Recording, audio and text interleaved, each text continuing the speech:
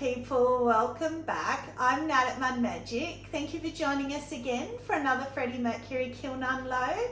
Tracey's here virtually with us again. Hi Trace. Hello. So she's down there again. So, so I've had a sneaky peek. I wasn't going to, but I have because I needed to cool him down. He's still a bit hot, so I'm going to need my gloves, I think. So let's get into it. It's going to be a bit of a quick one because there's only big pieces in here, I think, and back to a lot of like underglaze stuff. So I'm going to need my gloves. I can feel the heat coming off him already. So, you know, I've been having him firing really hot. I thought about it and I thought, you've got that pyrometric, whatever it is, thing that sticks in the kiln. Some people will tell you you've got to keep 2 inches away from it. Some people will tell you it doesn't matter.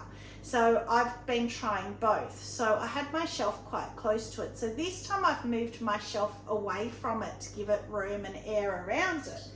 And we're back to a 5 without me adjusting anything. Whereas the 6 was dead last time. So interesting.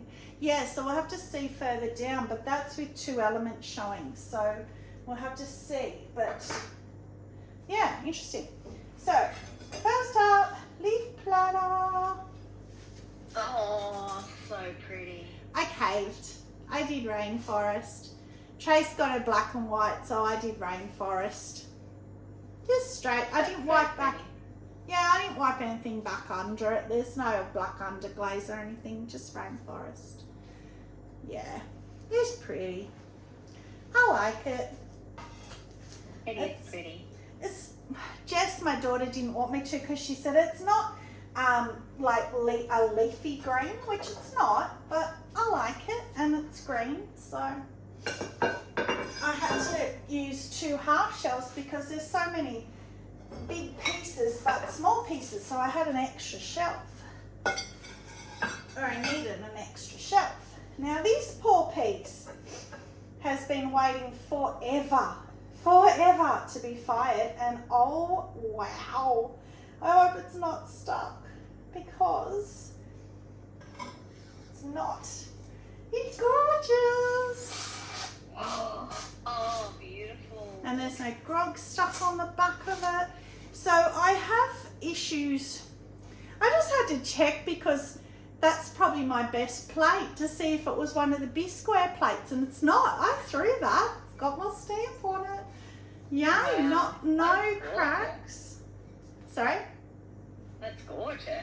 No cracks at all. And my beachy. It's really hard, I find, to glaze flat pieces because the glaze doesn't run, and they can look really quite, not boring, but just flat looking.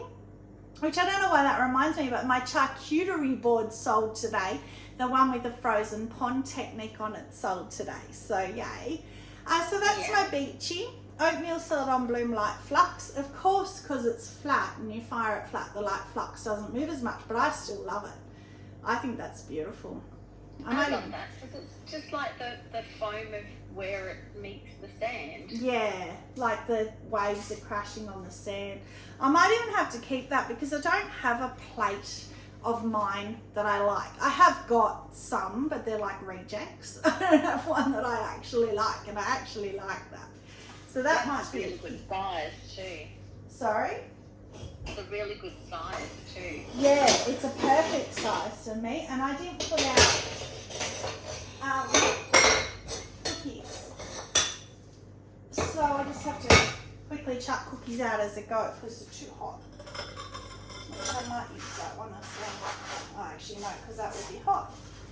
So no, I'll leave that on the shelf. Right, next shelf already. Only 1 piece on that shelf. Okay. So this is a boring shelf because I just sort of had to fit things in here. Sometimes when you have to just fit things, you end up having a shelf of all plain stuff like the bottoms of planters. So woohoo! It's clean glaze. Spiral though. Yeah. And it's nice to show. I know a lot of people are a bit jealous of our Kiln 6 white in Australia. A lot of people think I'm throwing porcelain, but I'm not. It's just a white stoneware. It's beautiful. Beautiful. It's pain in the neck for handles. Ugh, ask Karen at Barehead Pottery. She and I whinge all the time about putting handles on with it. But it's a beautiful looking clay.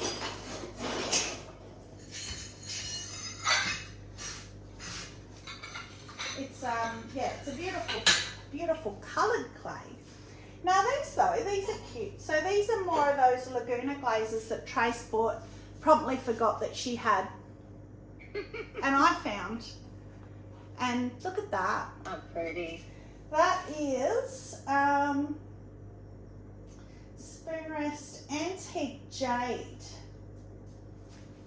That's called Antique Jade. That's really pretty. I think, funnily enough, Sarah at Perrin Pottery used that in her very last kiln unload, which is a weird coincidence because it's not anything I would use. But look how it breaks on the swirl. It's really pretty. I love that. Antique Jade. And the other one is Atlantis Aqua, which is, oh, that's a very Trace colour. Look at that. Great. I want to drop it. Yes, I've got good taste. Just forget that you have this good taste. Yes. Yeah. So that's got a little break of white there, but I know from the bottle that it does do that. So it's meant to do that. It's not crawled or anything. It's just what the glaze does. That's pretty too. So more spoon rests, which is good. That is that shelf done. So I think now is a bit more. Oh, I know, my Peacock bowl. Oh, so you guys have all been involved in the saga of the Peacock bowl too. You saw me, I think I had a video of with Stella rolling out the slab, and then I put the placemat on and I rolled it through the slab roller, peeled the placemat off, bowled it, put it over a bowl, and then I hand painted it. Don't know. So I went and asked my daughter, and I said, what green can I put for the leaves? Because I don't want the peacock to get lost. So she said orange. So what green? She said orange. Because every green that I had, because I don't have a lot, every green that I had was too close to either the light or the dark. And she said go for like an autumn leaf. So that was called Permission, which was meant to be like a flower. And I went with that. But the actual peacock, I had a photo of a peacock. I thought the first one I'm going to try and do in realistic colours. And it's a bit dark green maybe for a peacock, but that's sort of kind of what they are, green with blue. So yeah, I'm not convinced. Yeah, I know. So I think personally, because of me being me, I like this part of it down to his neck, but of course I hate green. But I wouldn't mind doing that more in like the Celeste, more pastel-y greens, unrealistic colours, but more pretty colours. Maybe even go totally fantasy with it, pinks and purples and pastels but you know, I wanted to do the first one kind of following the photo that I had, but you can't tell till you fire them how dark they're going to come out.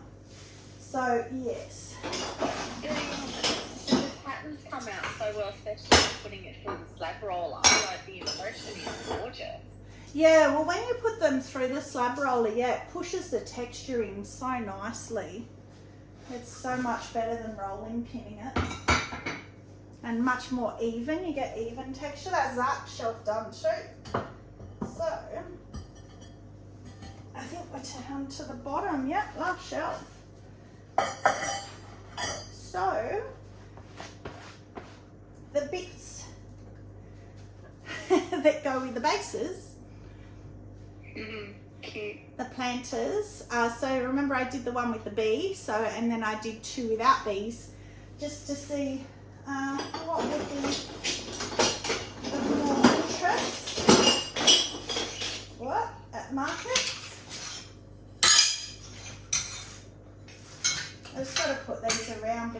my table's plastic and it will melt.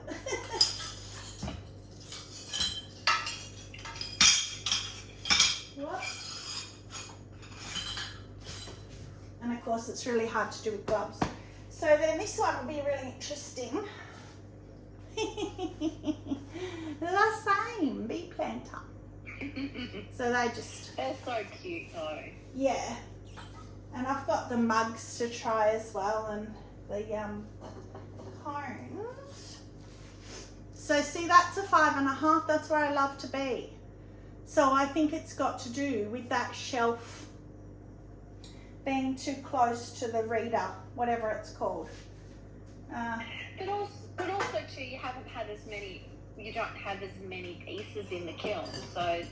But I haven't lately because of doing a lot of hand building. So, I didn't bring out. Yeah, and the bigger pieces.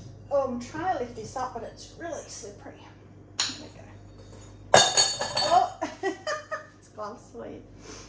So that's just a little oil pour. I didn't bring the top to see if it fits that I carved. Oh, that's so pretty. Carved, so storm rainforest, that combo that we love. Yeah. Yeah, I just sort of felt like carving. Trace Borders Diamond Core have brought out this carver that's got a double head on it. So you carve it and it carves 2 lines.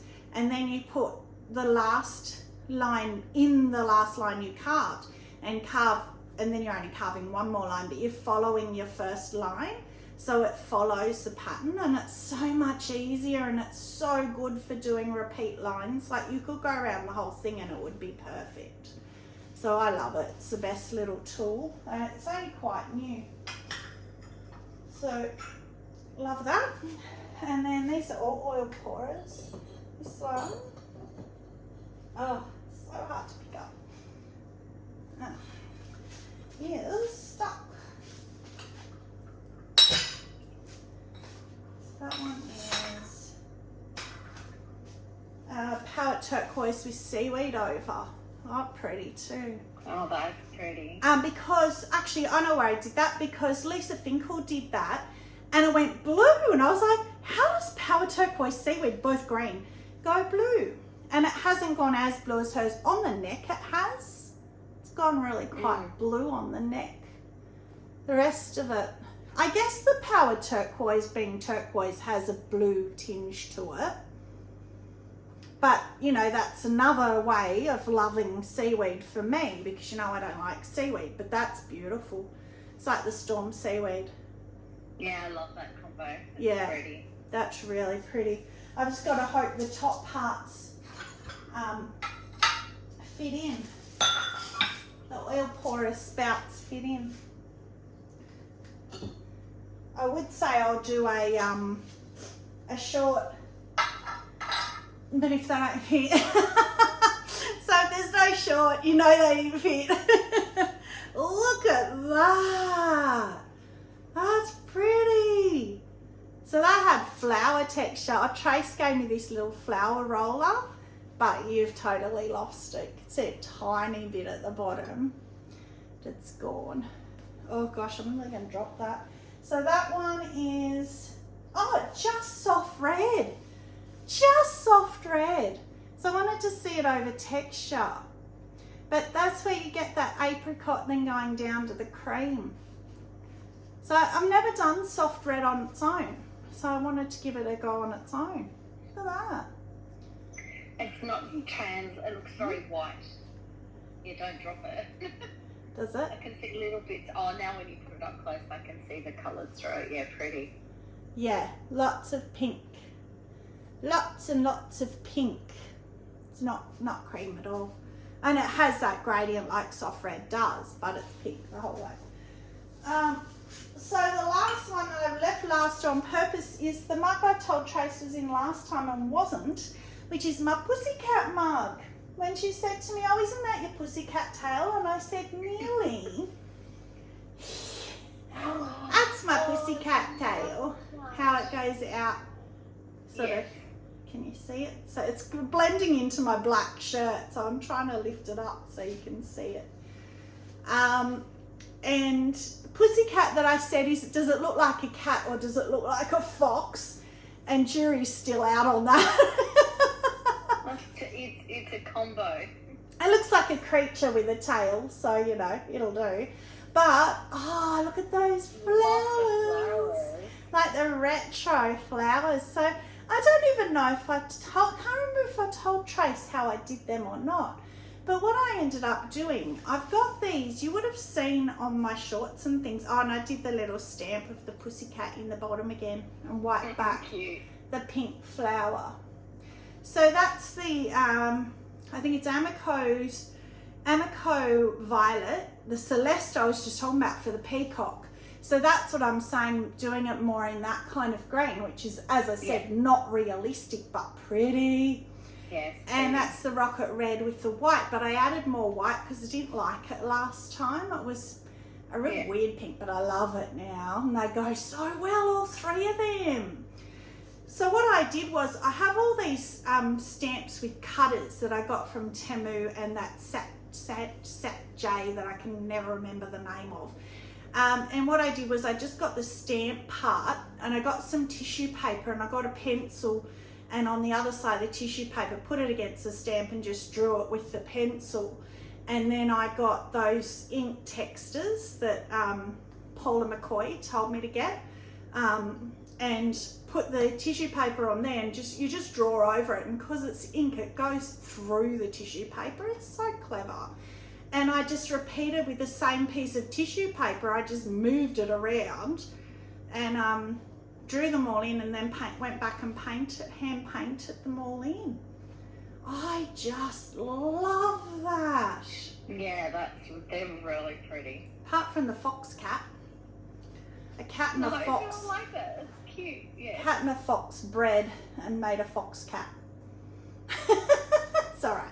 But I love the handle. I've done that handle before and I love it, but it is hard to do, not hard to do, but hard to get it to this end result, because it'll either break off at the top or they crack off the actual mug, so I'm glad I've got that one through to the end.